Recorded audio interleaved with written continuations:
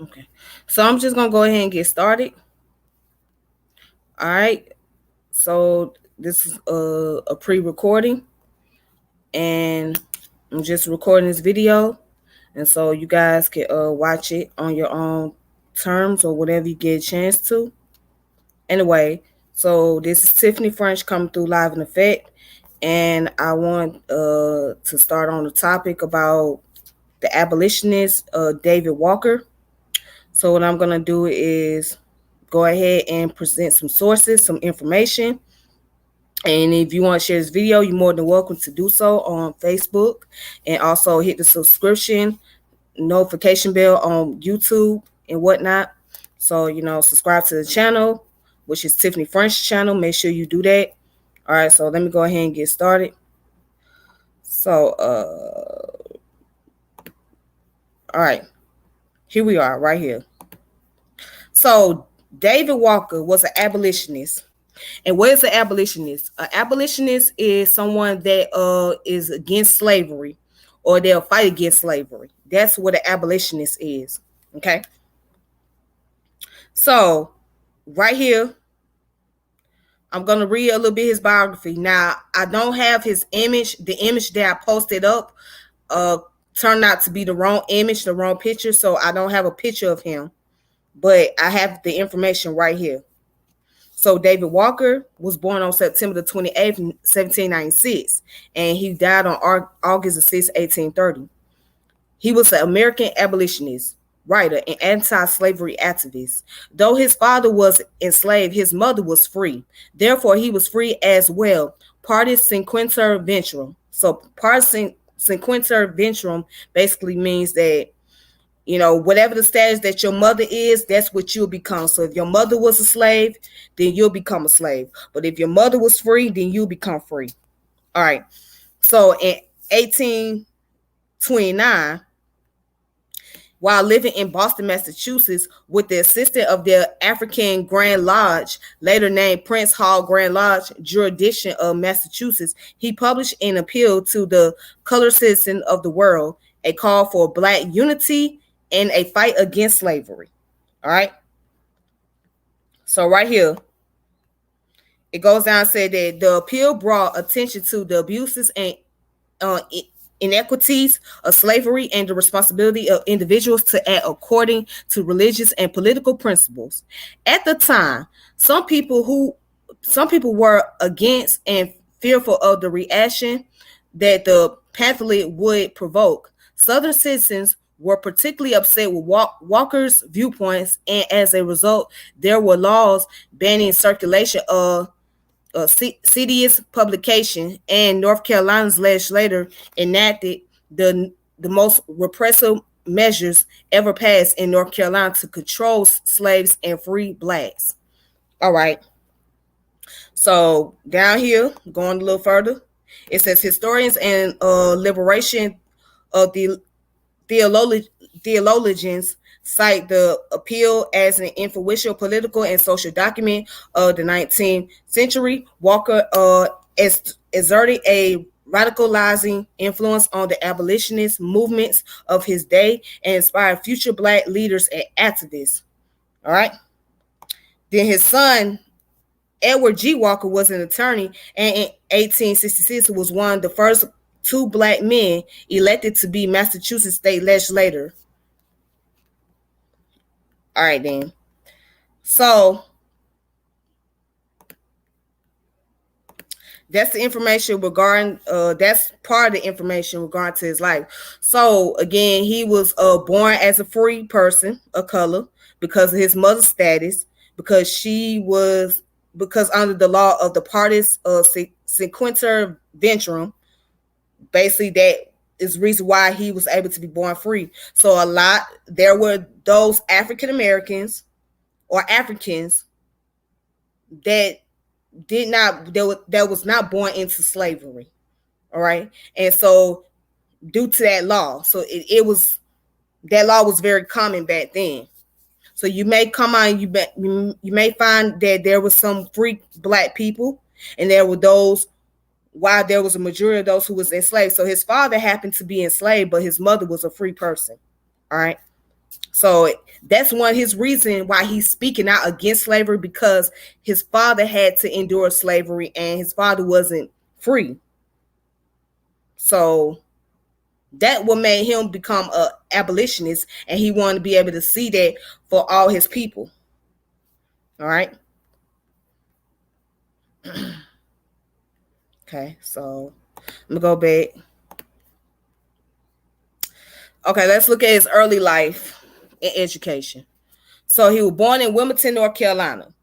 Again, his mother was free and his father, who had died before his birth, had been enslaved.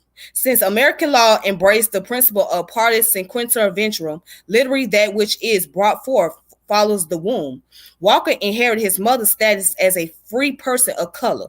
Despite his freedom, Walker found the oppression of fellow blacks unbearable. If I remain in this bloody land, he later recalled, thinking, I will not live long. I cannot remain where I must hear slaves chains continually and where I must encounter the insults of their hypocritical enslavers. Consequently, as a young adult, he moved to Charleston, South Carolina, a mecca for uppery mobile free blacks. He became affiliated with a strong African Methodist Episcopal Church, which is the AME Church. Community activists, members of the first black denomination in the United States. He later visited and likely lived in Philadelphia, a shipbuilding center and location of an active black community where the AME Church was founded. All right, so yes, the AME Church, or the first AME Church, was founded in Philadelphia by Richard Allen. All right, so now let's go down to his marriage and his children.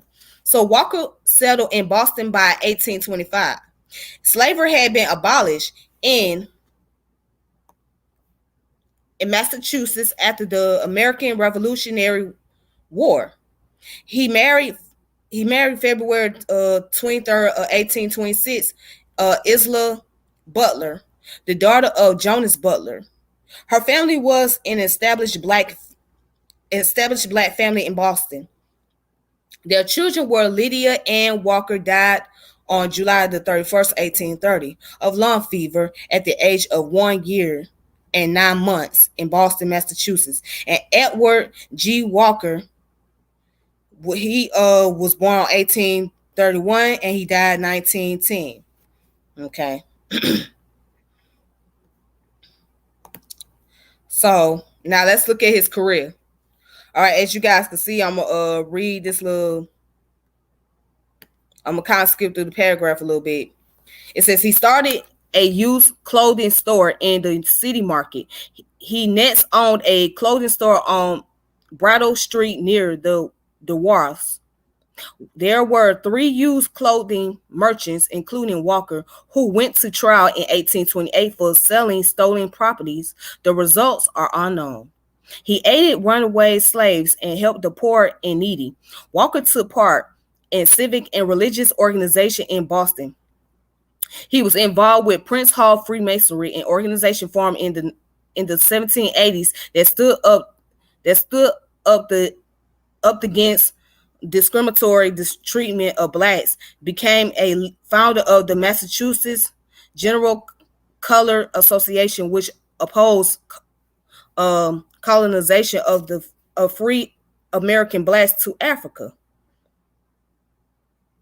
and was a member of Reverend Samuel Snowden's Methodist Church. Walker also spoke publicly against slavery and racism.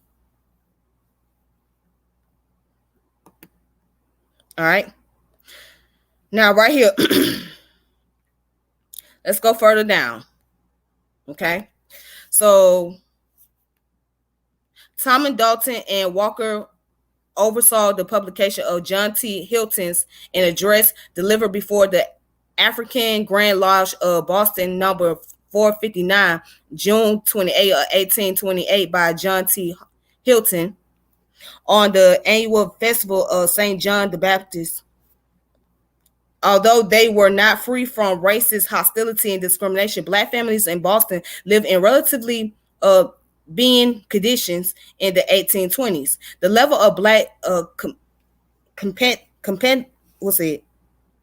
Competency and activism in Boston was particularly high. As historian Peters Hintz documents, the growth of black enclaves in various cities and towns were inseparable from the development of an education and socially involved local black leadership. By the end of 1828, Walker had become Boston's leading spokesman against slavery. All right, so then down here it shows the Freedom Journal. Okay, so that's the picture of the journal right here. Let's see if I can pull it up. Okay, let's look at that real quick. All right, so the Freedom Journals. Walker served as Boston's subscription sale agent and a writer for New York's City short-lived but influential Freedom Journals, the first newspaper owned and operated by African Americans in the United States. All right. And so then let's look at his appeal. So Walker's 1829 appeal. In the September 1829, Walker published his appeal to the African Americans entitled Walker's Appeal in 4 articles, together with a preamble to the colored citizens of the world, but in particular and very oppressively to those of the United States of America, written in Boston, state of Massachusetts, September 28, 1829. The purpose of the document was to encourage the readers to take an active role in fighting their oppression, regardless of the risk, and to press white Americans to realize the moral and religious failure of slavery. All right.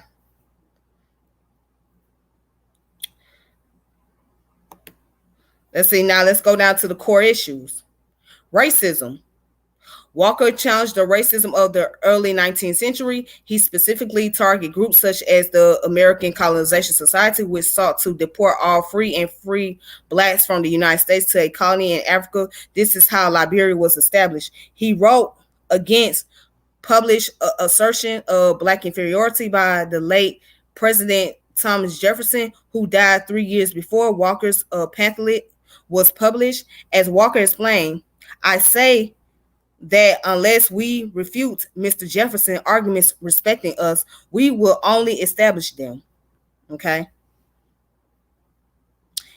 And so then he also goes down to say that he rejected the white assumption in the United States that dark skin was a sign of inferiority and lesser humanity. He challenged critics to show him a page of history, either sacred or profane, on which a verse can be found, which maintains that the Egyptian heaped the insupportable insult upon the children of Israel by telling them that they were not of the human family, referring to the period when they were enslaved in Egypt.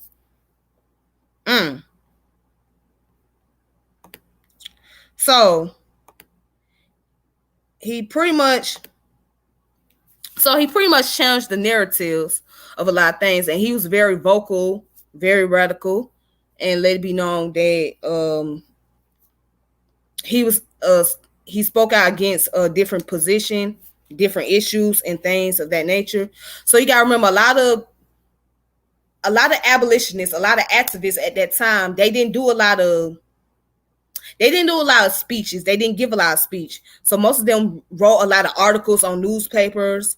They did a lot of pamphlets or whatnot, because that was their way of speaking. So many of them was not confident enough to stand before a crowd of people and get on a podium and say something. So, but in this case, David Walker was not only a writer, but it also appears that he was he was very vocal as well. So, greetings, peace to the chat. Peace to the chat. All right. Let's see. Now, let's go down to equal rights real quick. All right, so equal rights.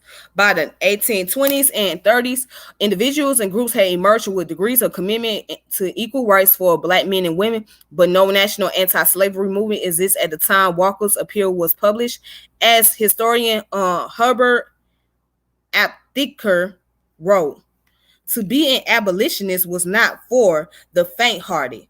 The slaveholders represented for the first half of the 19th century the most closely knit and most important single economic unit in the nation. There are millions of bondsmen and millions of acres of land comprising an investment of billions of dollars. This economic might have its counterpart in political power, given its possessors dominance within the nation and predominance within the South.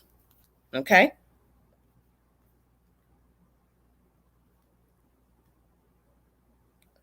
Abdiker was referring to the provision in the Constitution that counted three-fifths of the slave population towards the total of any state for a purpose of apportionment of congressional seats and the electoral college. This gave the white voters in the South power in the electoral office much greater than their numbers represented. Neither slaves nor free blacks could vote. It resulted in Southern politicians having enormous power and to the election of Southerners as presidents. All right.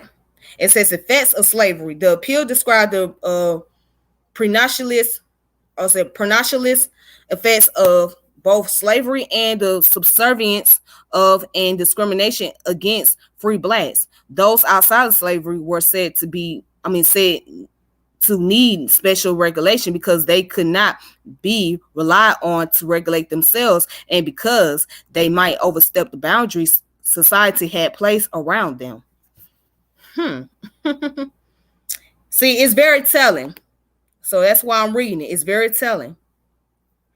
So now, watch this. Call to action, resist oppression. In his appeal, Walker implored the black community to take action against slavery and discrimination. What gives unity to Walker's polemic? Historian Paul Goodman has argued it's the argument of racial equality and the active part to be taken by black people in achieving it. Literary scholar Chris Apap has echoed these segments. The appeal Apap has rejected the notion that the black community should do nothing more than pray for its liberation. Apap has drawn particular attention to a passage of the appeal in which Walker encouraged blacks to never make an attempt to gain freedom or a natural right from under our cruel oppressors and murderers until you see your ways clear. When that hour arrives and you move, be not afraid or dismayed. Apap has interpreted Walker's word as a play on the biblical injunction to be not afraid or dismayed. As he pointed out, be not afraid or dismayed is a direct quote from Second Chronicle chapter 20 verse 15, where the Israelites are told to be not afraid or dismayed because God would fight the battle for them and save them from their enemies without their having to lift a finger. All right. So, and then go down a little further. It says that in the Bible, all the Israelites are expected to do is pray, but Walker asserts that the black community must move. Apap insists that in prompting his readers to move, Walker rejected the notion that blacks should sit idly by and wait for God to fight their battles. They must, and implicit in Walker's language in the assumption that they will take action and move to claim what is rightfully and morally theirs. All right. And so, as you can see, there's a quote from his appeal, and it states that we colored people of these United States are the most degraded, winched, and abject set of beings that ever lived since the world began. And I pray God that none like us ever may live until time shall be no more. They tell us of the Israelites in Egypt, the Helos in Sparta, and of the Roman slaves whose sufferings under those ancient and heathens nation were, in comparison with ours, under this enlightened and Christian nation, no more than a cipher. Or, in other words, those heathen nations of antiquity had but little more among them than the name of form of slavery, while wickedness and endless misery were reserved, apparently in a vow to be poured out upon our fathers, ourselves, our children, by Christian Americans. So, all right, let's talk about the Bible real quick. Why people use the Bible as a comparison to slavery. The reason why, because you guys saying during that time period, many of the slaves, the main books they read was the Bible. So they used the Bible as not only a book for guidance or for healing, but also as a reference source. So because they didn't know any other books out there, any other historical information. So many of them used those books as reference sources as a way to be able to interpret it, the current events that's going on. So like Nat Turner, right? He used the Bible as a reference source to justify what he did during the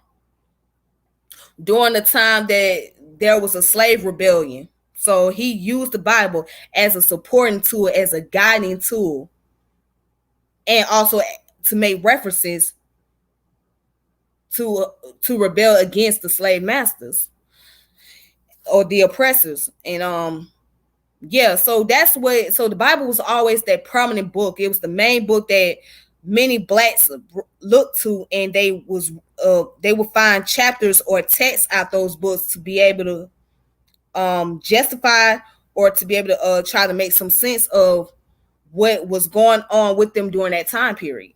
All right, but now today you can go outside the Bible. You can go and do scientific research. You can look at encyclopedias. You can be able to go online. You can be able to travel.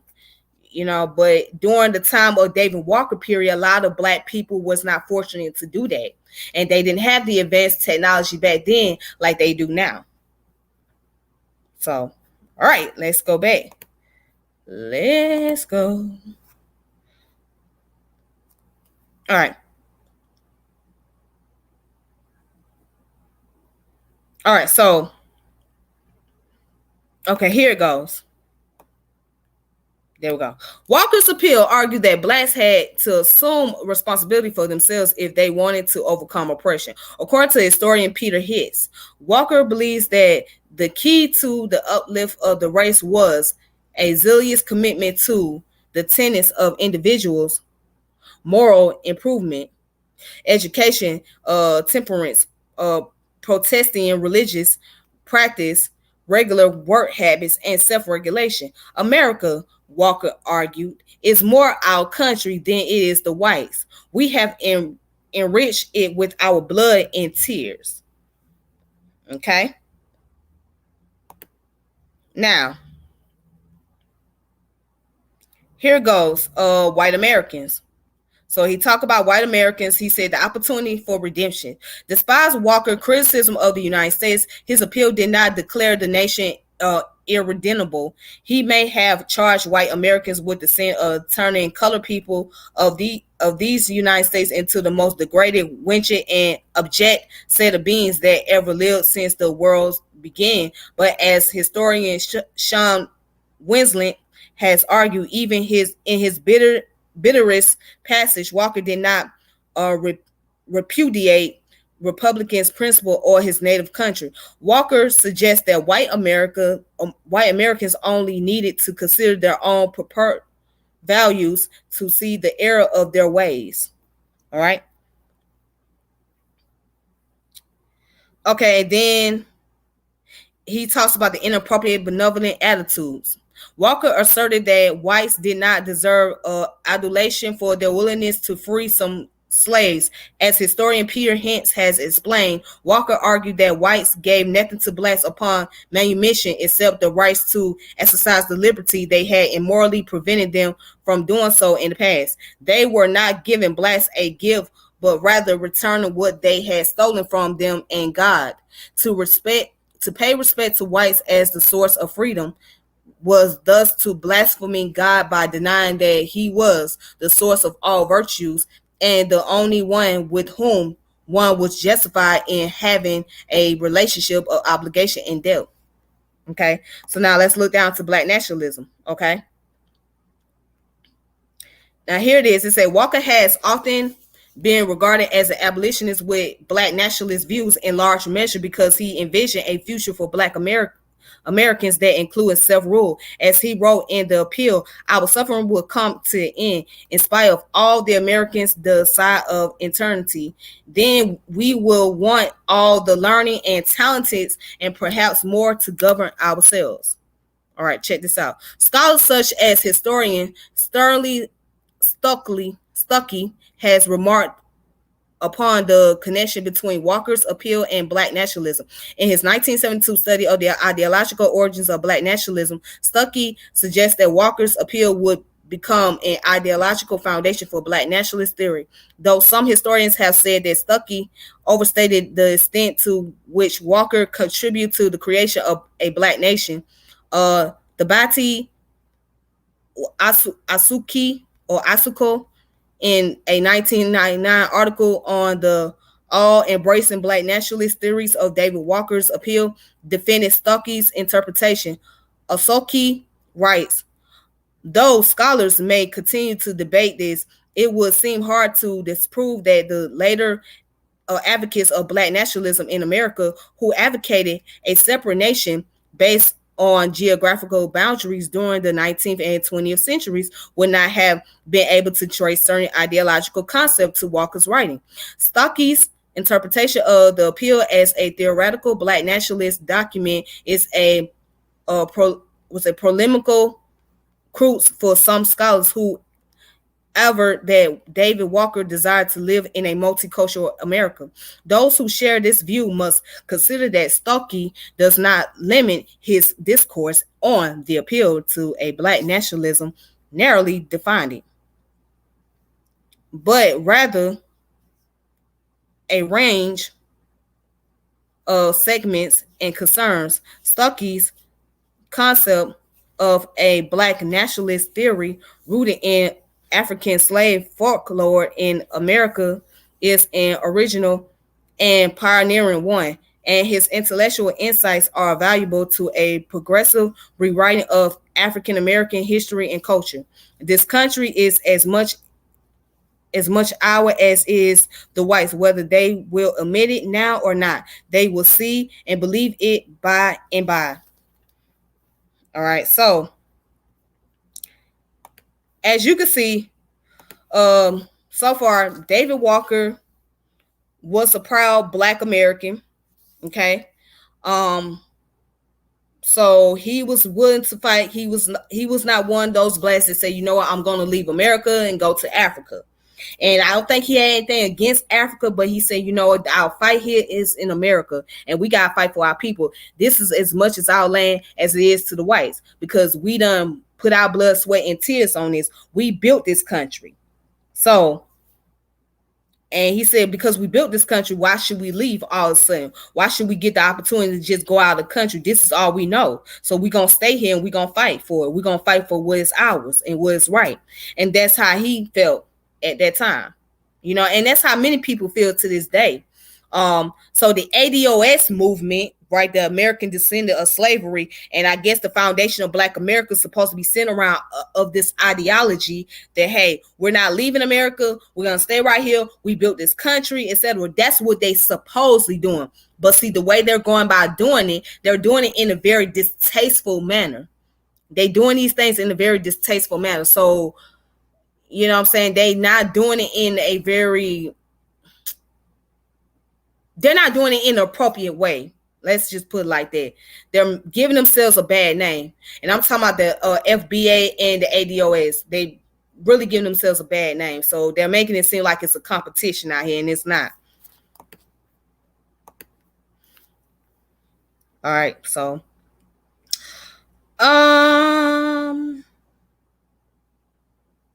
okay, so then let's go down here.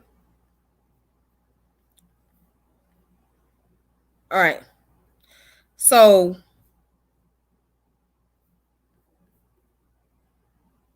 we're going to go down to his death. All right.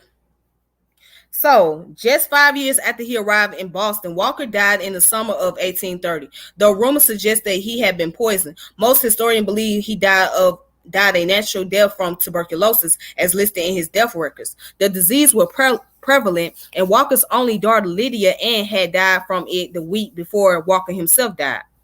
Walker was buried in a South Boston cemetery for blacks. Okay, his probable gravesite remains unmarked. When Walker died, his wife was unable to keep up the annual payments to George Parkman for the purchase of their house. She subsequently lost their home, and in eventuality, Walker himself had, in a sense, predicted his appeal.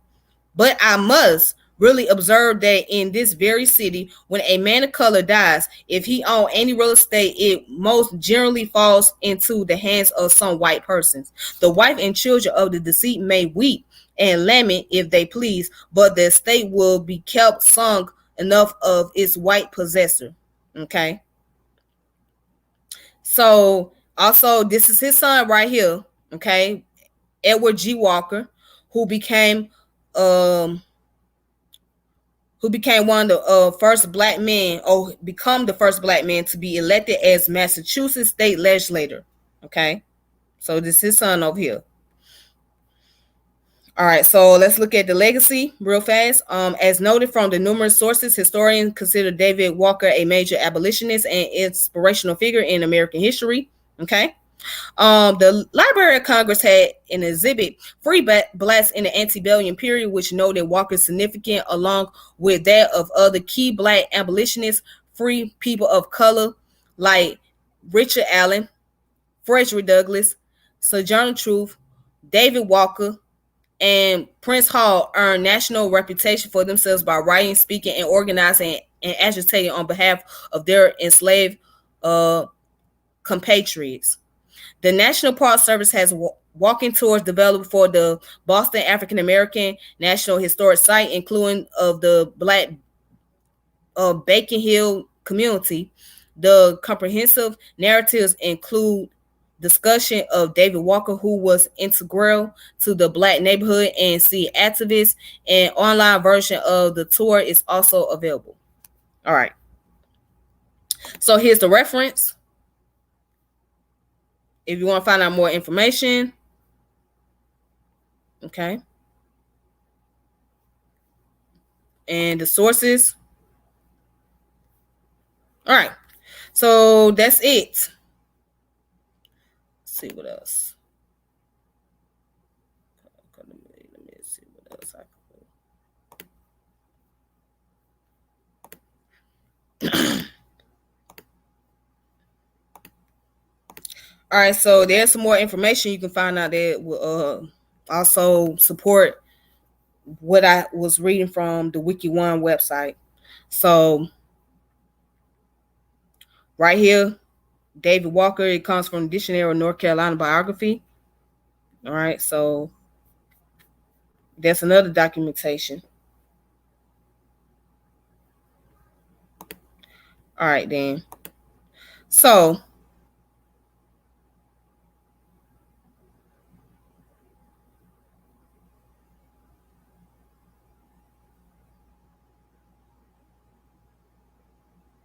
okay, give me a second.